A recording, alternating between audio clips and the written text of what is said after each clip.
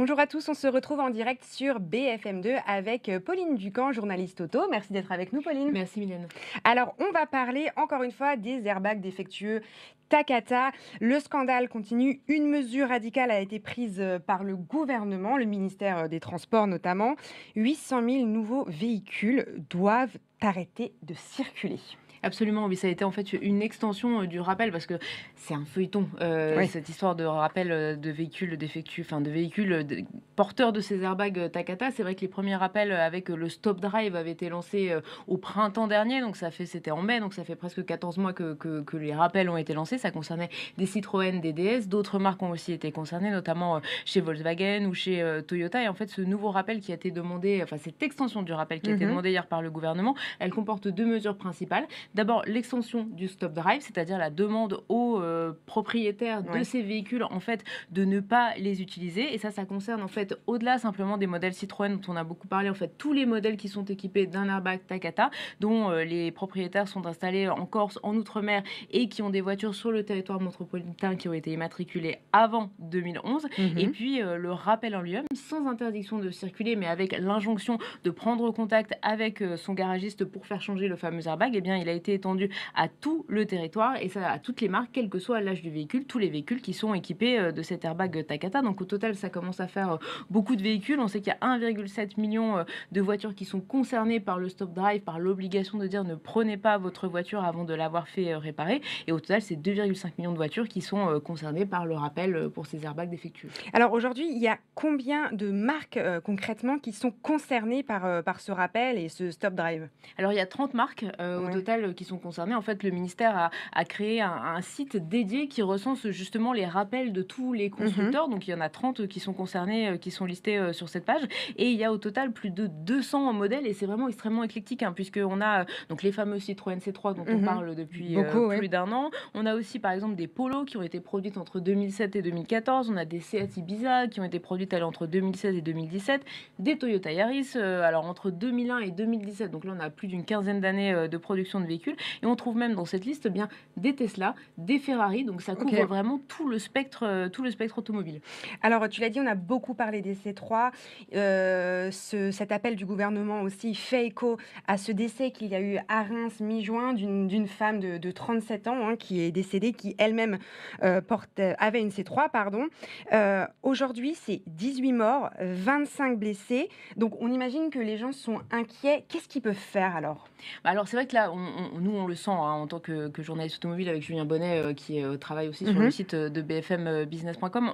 On a beaucoup de contacts justement de gens qui ont des voitures dans ces âges justement un peu anciens et qui se disent est-ce que je dois prendre ma voiture? Est-ce qu'elle est concernée? Est-ce que je peux quand même continuer de rouler avec? Bon, nous ce qu'on dit c'est si vous avez reçu cette lettre de rappel, alors avec le stop drive bien évidemment on n'utilise plus sa voiture, on appelle son garagiste, on prend rendez-vous. Si on est la lettre de rappel simple sans le stop drive, mieux vaut aussi éviter de s'en servir et essayer de trouver un rendez-vous pour pouvoir changer l'airbag le plus rapidement possible. Si vous posez la question, par exemple, vous dites j'ai une Polo qui date de 2010, mais je ne sais pas si elle est concernée. En fait, justement sur ce site du gouvernement qui recense les liens vers les différents rappels de chaque marque, eh bien, il faut aller sur le rappel, la page dédiée du rappel de sa marque et rentrer en fait un numéro qui est le numéro d'identification du véhicule, ce qu'on appelle le VIN, qui est situé sur la carte grise. C'est 17 petits caractères qui sont à côté du E. Quand vous regardez votre carte grise, il y a plein de chiffres de lettres. Il y a cette lettre E et le chiffre est à côté. Rentrer ce code, voir si du coup le véhicule ressort comme étant rappelé et si c'est le cas, eh bien prendre rendez-vous immédiatement. Et puis de toute façon, mieux vaut se rapprocher de son garagiste, de la concession où on entretient son véhicule pour pouvoir vérifier qu'il n'est pas concerné. Et bien sûr, si vous avez reçu la lettre de rappel, je sais que des fois on laisse un peu traîner les papiers, on se dit qu'on le fera plus tard, qu'on a beaucoup de choses à faire en cette fin d'année scolaire, eh bien il faut prendre rendez-vous le plus rapidement possible, notamment aussi parce que l'été approche, il y a beaucoup de gens qui se posent la question, ils se disent justement je voulais prendre ma voiture pour partir en vacances, mieux vaut essayer de régler, il faut régler cette question-là avant de prendre son véhicule pour de nous faire de nombreux kilomètres, surtout vu les températures chaudes qu'on connaît en ce moment dans l'Hexagone notamment. Mais justement, alors, comment est-ce qu'on peut s'organiser? Enfin, pas forcément nous, mais les garagistes, les concessionnaires, les marques concernées, comment vont-elles s'organiser avant ce grand départ de vacances? Alors c'est toute la question et c'est en fait, on avait chez Citroën, ça avait été un peu le problème. On avait vu que le rappel qui avait été lancé, avait été massif. Beaucoup de véhicules étaient concernés, beaucoup Mmh. de lettres avaient été envoyées et puis le problème, c'est quand les gens voulaient prendre rendez-vous au début du rappel, l'année dernière, mais en fait, on leur donnait des délais d'attente extrêmement Oui, longs. Après, quand ils avaient un rendez-vous, ils n'avaient pas forcément de véhicule de remplacement pour pouvoir, circuler. Stellantis nous assure que cette question-là, elle est réglée, qu'ils ont mis en place un processus très rodé. Ils ont notamment, fait des points dans leurs principales usines, chez leurs garagistes, pour mmh, pouvoir justement mettre en place, fournir des véhicules. L'opération en elle-même de changer l'airbag, c'est normalement une trentaine de minutes, une heure d'accord. d'intervention. Bon, un petit peu plus, il faut laisser la voiture, que le garagiste fasse plusieurs opérations et qu'on vient la récupérer après. Mais bon, Stellantis nous affirme qu'ils ont réussi à trouver un processus à peu près rodé. Après, D'accord. la question, c'est les autres constructeurs, on en a eu plusieurs aujourd'hui, notamment des marques allemandes qui nous disent: «Nous, c'est pareil, on est en train de s'organiser, on a nos garagistes qui sont mobilisés, on essaie de trouver des véhicules». Très bien. Après, la question, c'est quand on dit 800 000 véhicules qui ne peuvent pas rouler, ça suppose qu'on trouve 800 000 véhicules de Remplacement, remplacement oui. ou au moins un petit peu moins, mais ça fait quand même plusieurs dizaines de milliers de véhicules. C'est vrai qu'on a du mal à se dire que ça va pouvoir se faire d'ici 1, 2, 3 semaines, enfin d'ici le début, des vacances Vacances d'été, scolaires oui. qui vont arriver, assez rapidement. Et puis c'est pour ça que le ministère a en fait annoncé qu'ils allaient publier un arrêté pour obliger justement les constructeurs, au moins pour les adjoindre fortement à Oui. mettre en place, à mettre à disposition ces véhicules. La question, c'est qu'il faudra voir déjà qu'est-ce qui se trouve dans cet arrêté. Est-ce que c'est une obligation de trouver Oui. une solution, quoi qu'il arrive, de peut-être se tourner vers les loueurs, de peut-être emprunter des véhicules? On ne sait pas quelle sera la solution, mais en tout cas, on sent que le ministère est très au fait de cette question et veut appuyer sur ce point-là. Après, concrètement, c'est ce qu'on disait à l'instant, quand on regarde le nombre de véhicules concernés et de personnes concernées, est-ce qu'on arrivera à résoudre le problème dans les 2 semaines qui suivent? Je veux pas être défaitiste, mais je pense que Ça ça va paraît prendre un peu compliqué? plus de temps. Oui. Mmh. Alors ce sont des mesures, radicales, hein, qui semblent quand même nécessaires.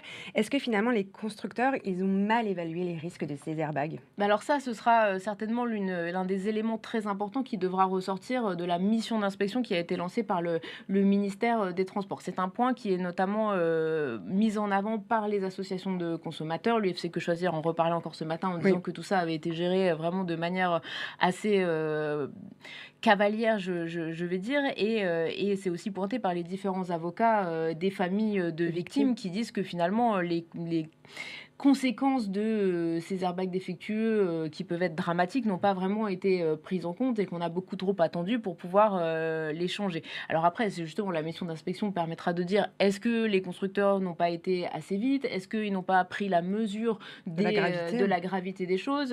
Notamment, les constructeurs ont justement donné des évaluations des risques au gouvernement pour dire voilà, on va faire des rappels dans telle Mmh. région, de telle date de véhicule en termes de production, parce qu'on évalue que le risque est plus important pour tel et tel type de véhicule. Est-ce qu'ils ont été trop légers sur ces questions-là? C'est ce que l'enquête devra déterminer. Il est vrai que quand on regarde aux États-Unis, cette question des airbags Takata, elle date d'il y a une décennie, voire Oui. plus. Les questions ont été traitées sur place avec Mmh. notamment l'organisme de sécurité fédéral américain qui avait pris à bras le corps cette Cette question-là, question. justement, qui avait aussi demandé des rappels. De toute façon, en plus, l'équipementier Takata a fait faillite depuis à la suite de cette première grande vague de rappels. C'est vrai qu'on peut se poser la question et se dire si il y a plus d'une dizaine d'années aux États-Unis, on s'est posé la question, on a lancé des campagnes de rappel, il y avait malheureusement déjà eu des décès. Pourquoi est-ce qu'on a attendu aussi longtemps en France et en Europe pour faire la même chose? Après, il y a des rappels qui se sont faits au fil de l'eau, Bien qui n'ont sûr. pas forcément aussi été aussi critiques sur, en pointant simplement ces questions d'airbag. Mais c'est vrai qu'on ça pose en tout cas question, et c'est une question que posent très régulièrement les avocats des victimes. Oui, et il y a aussi le, SSMVM, donc le gendarme, on peut dire, des constructeurs. Est-ce que lui aussi a mis trop de temps, à réagir? Bah alors ça, ce sera une autre des questions qui sera intéressante de voir dans cette mission d'inspection. Mmh. Quelles sont les conclusions qui en seront tirées? C'est vrai que quand on voit, est-ce que ce service est sous-dimensionné? Est-ce qu'ils avaient aussi, juste en matière administrative, un pouvoir de coercition pour Mmh. pouvoir obliger les constructeurs à mettre en place ces rappels plus rapidement, à arrêter les véhicules? Est-ce que justement ce ne sera pas une amélioration à faire dans le futur, de les faire peut-être plus travailler avec la DGCCRF, de les peut-être leur donner plus de pouvoir d'intervention d'intervention. Ça sera une question qui sera intéressante de voir dans le cadre de la mission d'inspection. Et puis, il faudra aussi se rendre compte, voilà, il faut aussi prendre en considération, c'est un rappel de grande ampleur, 2,5 millions de véhicules. Imaginez que même si on avait déjà tous les airbags à disposition, il faudrait tout simplement le temps que les garagistes interviennent. Et ça, malheureusement, ça reste une donnée assez contrainte. Mais on a hâte d'avoir les conclusions de cette mission d'inspection pour voir où sont les failles dans cette succession malheureusement dramatique d'accidents. Dramatique parce qu'on le rappelle, 18 morts, dont 16 en Outre-mer. Est-ce qu'on explique pourquoi il y a eu plus de morts suite à ces airbags défectueux en Outre-mer? Alors ça, c'est difficile. Il faudra aussi attendre les conclusions des différentes enquêtes qui ont notamment été regroupées au niveau du parquet de Paris. La question, c'est en fait, on sait que ces airbags défectueux, ils réagissent notamment dans des conditions météorologiques particulières, c'est-à-dire de la chaleur et de l'humidité. Donc en Outre-mer, c'est plutôt le type de climat qui est en place et présent, mais qu'on retrouve aussi finalement en France désormais maintenant de plus en plus. On le voit ces derniers jours. Et le dernier décès qui a été enregistré, malheureusement le 11 juin, c'était à Reims, dans la Marne, un territoire qui, sur le papier, n'est pas soumis à des conditions de chaleur extrême avec beaucoup d'humidité. Donc c'est là où justement on revient à cette question de l'évaluation des risques. Est-ce que on a sous-évalué les risques? Est-ce que finalement le climat n'était qu'un facteur et il y avait d'autres risques? Est-ce que justement avec le vieillissement des véhicules, les évolutions climatiques, ça a pu jouer sur des airbags sur une échelle géographique beaucoup plus large que ce qui était admis au début, et notamment suite aux conclusions de ce qui s'était passé aux États-Unis? Là encore, la mission d'inspection et en parallèle les enquêtes judiciaires pourront peut-être donner des réponses. Et des enquêtes du coup qui vont potentiellement désigner des coupables, des responsables, parce que c'est aussi la question, j'imagine, que se posent les familles des victimes dans cette histoire. Qui est à l'origine responsable de ces airbags défectueux ou de ces rappels qui n'ont pas eu assez d'écho? Parce que, par exemple, tu as parlé de cette conductrice qui est décédée à Reims mi-juin. La famille dit qu'elle n'a pas eu son courrier de rappel. Alors ça, c'est une vraie question, en fait, de toute façon. Idem, les enquêtes devront déterminer quelles sont les chaînes de responsabilité entre, certes, Takata, le producteur des airbags, je pense que ça, il n'y a pas de question là-dessus, mais après, sur la responsabilité des constructeurs, la responsabilité aussi des autorités publiques, c'est vrai qu'il y a cette question des lettres de rappel et de la manière dont on les a reçues. C'est vrai que la famille de cette conductrice, malheureusement décédée, a dit on n'a pas reçu la lettre. Le groupe Stellantis lui a dit on a envoyé la lettre à l'adresse qui était indiquée sur la carte grise. Malheureusement, là, le courrier nous est revenu. À partir de ce moment-là, ce que font les constructeurs, c'est qu'ils se tournent vers un autre fichier qui est celui des assureurs, qui est normalement censé être plus à jour, puisque on le sait tous, quand on a un véhicule qu'on déménage, on n'est pas toujours très précautionneux, on ne pense pas forcément toujours à changer l'adresse de la carte grise. Or, c'est indispensable puisque c'est ce fichier-là sur lequel se basent en premier les constructeurs. Le temps qu'ils trouvent l'assurance, le bon assureur, l'adresse, qui réenvoie le courrier, ça prend du temps. La question, c'est est-ce qu'il faut justement aller plus loin? Est-ce qu'il faut se baser d'abord sur ce fichier des assureurs qui a l'air d'être beaucoup plus précis? On sait que par exemple en Guadeloupe, la préfecture a aussi mis en place un système de communication avec des QR codes, avec WhatsApp, pour permettre aux gens d'envoyer tout simplement le numéro d'identification de leur véhicule et d'avoir une réponse rapide pour dire oui, non, vous êtes concerné, oui, prenez rendez-vous et allez faire changer votre airbag. Donc peut-être qu'il faut trouver des solutions. Ça, c'est pas le cas en métropole actuellement? Pour l'instant, c'est quelque chose qui a surtout été lancé en Guadeloupe. Donc la question, c'est est-ce qu'il ne faut pas multiplier les canaux de communication pour que les gens qui n'ont pas forcément reçu la lettre se renseignent de leur côté et puissent finalement bénéficier de cette campagne de rappel avec ou sans lettre? Alors, merci beaucoup, Pauline, d'avoir donné toutes ces explications. Donc, on rappelle 800 000 nouveaux véhicules qui sont visés par une interdiction de circuler, des véhicules qui ont des airbags défectueux. Takata, est-ce que tu peux nous rappeler rapidement qu'est-ce qu'on peut faire si on est concerné ou inquiet par ces véhicules avec des airbags défectueux? Si on est concerné, il faut absolument prendre contact avec son garagiste le plus vite possible, arrêter de se servir de son véhicule et prévoir le rendez-vous pour pouvoir faire changer son airbag. Si on s'inquiète, si on se demande si sa voiture est concernée, en fait, il faut aller chercher le numéro d'identification, le VIN, dans dans sa carte grise et le rentrer sur le site du gouvernement. L'adresse est en ligne sur le site bfmtv.com et de pouvoir justement rentrer ce petit numéro d'identification. Si la voiture est concernée, pareil, on prend rendez-vous avec son garagiste, on l'appelle pour pouvoir faire changer cet airbag le plus rapidement possible. Merci beaucoup, Pauline. Je rappelle, tu es journaliste auto et nous, on se retrouve très bientôt pour un nouveau direct sur BFM2.